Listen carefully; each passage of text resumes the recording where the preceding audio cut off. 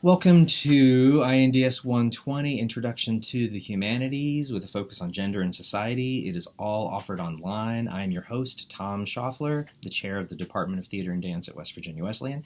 This video is coming to you on the first day of May term 2019 from my office, the first floor of Agnes Howard Hall. And in this introductory video, you'll be getting the answers to the quiz that you need to email me the answers to today. It is your assignment. And I'll be going over some of the parts of the course. There are a lot of moving pieces to the class and to the course, all of which is offered online. And so you need to be able to follow instructions carefully, reading emails closely, as well as the online instructions that are mostly going to be in the content folder of Blackboard. Today we'll review the syllabus, the schedule for this week particularly, the live encounter assignment, our discussion guidelines, where you can find some student support services, and all the other answers to today's quiz. So going into the syllabus immediately, I'll jump right into that. You can get a hold of me via my email, schaffler_t@wvwc.edu. You will be getting emails from me all the time. I encourage you strongly to read them closely and carefully for all the instructions. This class is flexible. Sometimes things change.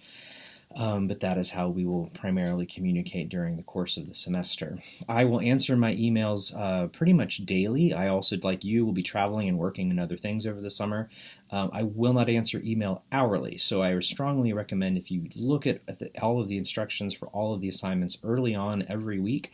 I'll be posting most of your assignment contents on Sunday nights, so you'll be getting all of that information on Sunday with deadlines throughout the week. I encourage you to look it over and see if you have any questions and email me well in advance. Most of your deadlines are going to be 9 p.m. on the day that's scheduled on the schedule in the syllabus. And if you wait until 8:55 to email me a question, chances are I'm not going to see it and your deadline will be passed. Some of the assignments and discussion boards close right at the time that it is stated, and so you don't want to lose those points for that particular day.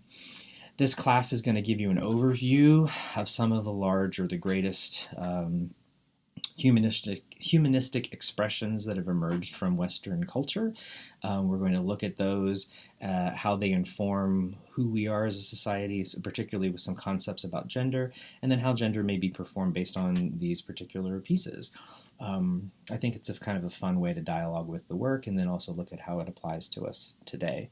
The main thing that I hope that you get from this class is a way, the class as a means for you to practice the skill of empathy, which is a skill, and it is one that you can learn and can grow and use. And it's one that's difficult to learn in other sort of settings, but art provides us that opportunity. We're going to be describing vocabulary, tools of inquiry for various art forms and genres, analyzing those works of art, defending those interpretations of art that we make, and then reflecting on our personal reaction to art. Those are the 4 course objectives. Again, we'll be relying heavily on Blackboard and email, so you need to follow instructions closely. Listen, reading over the instructions on all the discussion threads, most of which have multiple parts and pieces. You'll often post your own thread in the discussion board, and then you'll be required in a couple days to go back and comment on a number of your classmates. We'll talk more about that in a second. There'll be quizzes and other email responses you'll need to send to me, and then your main live encounter response, which is you'll be attending some form of live art during the course of the month of May. You'll need to make time to go to one major encounter with art, whether that's to hear live music or to attend a dance concert or to go to a museum. All of these things are available locally no matter where you live. You can find something in your community. And we'll talk more about that too. In the syllabus, all the points are listed there, as well as how we'll be grading some of your material. Again, you're going to need regular access to the internet daily, as well as a reliable computer. You won't be able to complete this class from your phone. You will definitely need a laptop or a computer and reliable internet access. Sometimes this has happened where students try to take this class and their family goes to the beach for 2 weeks in May or June. They don't have access to the internet in the beach house and they're hosed. So that's not my responsibility. That is your responsibility. If you are going on vacation for 2 weeks in Nepal and you won't have your laptop with you, this is not the class for you. You should drop it. I just want to be upfront about that with you right away. You don't need any other materials. There are no books for the class. You will be reading Hamlet at some point, but that is available at any library anywhere in the country. Or if you don't have access to a library for some reason, then you can, I've included a link in the syllabus where you can read Hamlet online for free. You will be graded on your discussion, activities, your live cultural event attendance, and then also the atmosphere of mutual respect and attentiveness that you give to one another in your dialogue. I think those are most of the things that are in the syllabus that are useful to you. Also in the syllabus there's some information and a link in case you need help with Blackboard, or if you're a student with a particular disability, the college's policy on those pieces. You can be in touch with me about that if you need to. Let's see. This is a large class. We have, in the May term anyway, when I'm making this video, at the moment we have an enrollment of 20 or more, so that means that you're going to need to pay close and special attention to all of your classmates' work, because there'll be a good bit of it to be looking at. Also in the content folder of Blackboard, if you go there, you'll find a student support folder. There's information about the library, academic services, financial services, some technology help, and again, more information if you're a student with a disability. There's a tab there that right there in the folder of content, a subfolder within the content folder that you can find lots of information.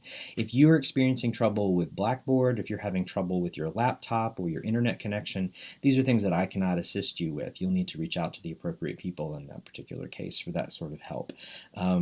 And again, that's why I strongly encourage you to look at assignments in advance and plan to make sure that you're meeting all of the deadlines as best you can. The great thing about this online class is that you can do the assignments, at 3 in the morning if that's when you want to, or if you're working a job or doing other kinds of things, you'll be able to get your work done more or less on your own schedule, but it does still require that you do between an hour to 3 hours of work each day on the class. So keep that in mind as well. Traditional May or summer term classes on campus at Wesleyan meet 3 hours every day, Monday through Friday. So this class also assumes a workload of around 10 to 15 hours a week or more. So make sure that you're paying attention to that as you start to budget your time. Most of the deadlines, let's see, we did this syllabus. You can also open the schedule. As it says at the top of the schedule, almost everything is due 9 p.m. Eastern Standard Time on the date that's listed. So whatever is due, it's due by 9 o'clock on that particular day.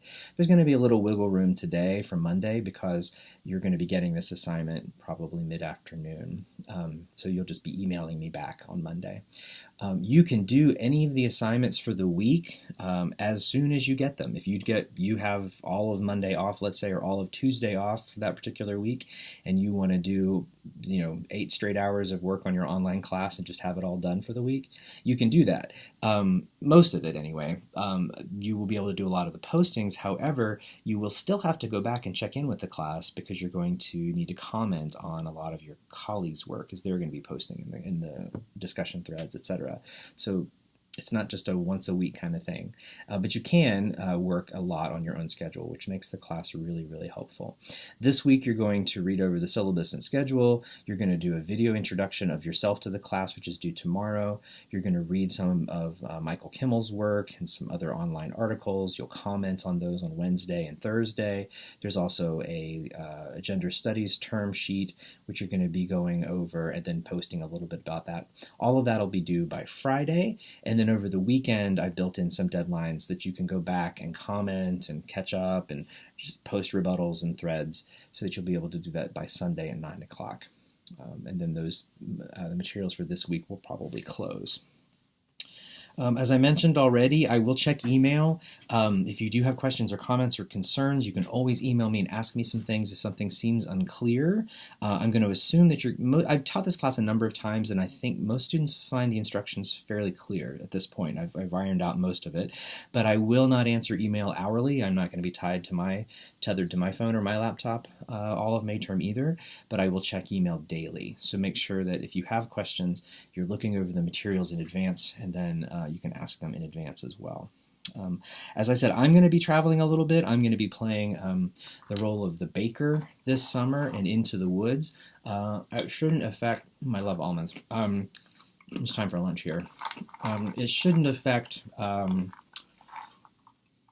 my work with you, since I won't be starting rehearsals for the Baker until after May term is over.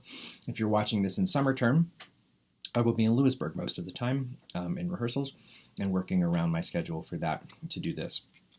As I mentioned already, I think the main thing that I think you'll take away from this class, at least I hope so, aside from just some information about various art forms and periods of time in art, is that it provides you an opportunity to practice the skill of empathy. So I really, really hope that you think about, as you look at this kind of work, what does it take for an artist to put themselves out there into the world? How do they dialogue and discuss the society in which they're a part of or standing outside of? And what do we learn from that? How do we bridge that gap sort of with our emotional intelligence and our imagination? How does that help us as a people?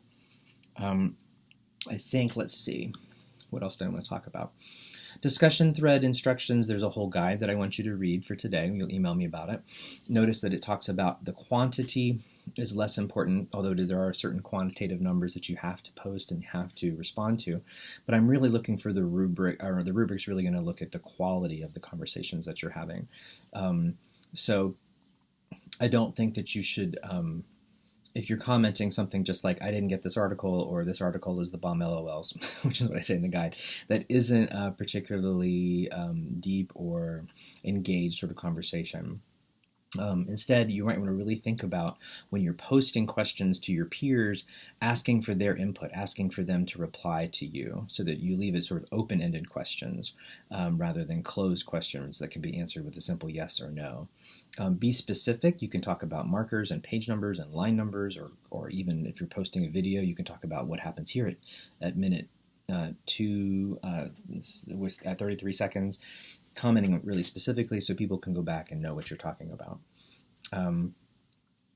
I think that you'll find the instructions for the discussions are pretty simple to follow. It seems still that every year I have a number of students for whom this is the first time they've taken an online class. That's great. This is the first time.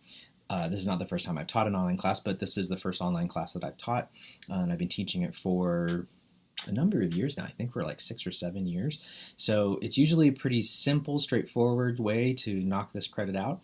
And I hope that it's a way for you all to sort of chat with each other. The last thing I'll say in my introduction is that I will see some of you on campus in the fall. So please come and introduce yourself to me. I may not remember your face very well because of the way this interaction works, but please do come say hi. You'll also notice that some of the videos in this particular series that I'll be linking to are older. They're ones that I've done a lecture and I've recorded the lecture and I've just kept the video. So you'll see that some of them are not as contemporary, but this one is here from 2019. Feel free anytime to email me. Again, it's Schaffler_T@WBWC. You'll be hearing from me as the semester continues. And I really look forward to seeing your introductory videos that you're going to be posting here later this week. Let me know if you have any questions, and enjoy.